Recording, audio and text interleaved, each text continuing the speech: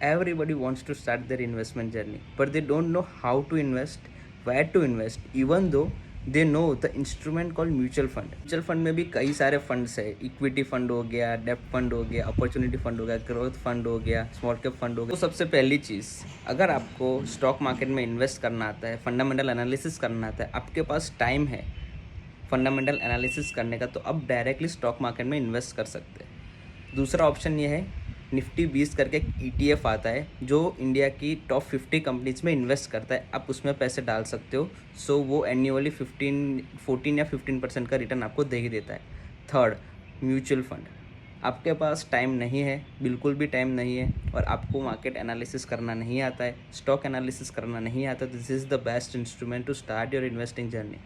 सो दो ऐसे फंड्स जिसने सारे फंड्स को आउट परफॉर्म किया है पिछले 5 से 7 साल में। सबसे पहला है HDFC इंडेक्स फंड, दूसरा है पराग परिक फ्लेक्सी कैप फंड। इस फंड में आप सिर्फ और सिर्फ 500 to 1000 रुपीज़ से अपनी इन्वेस्टमेंट जर्नी स्टार्ट कर सकते हो, लेकिन आपको SIP नहीं करनी, आपको स्टेप अप SIP करनी है।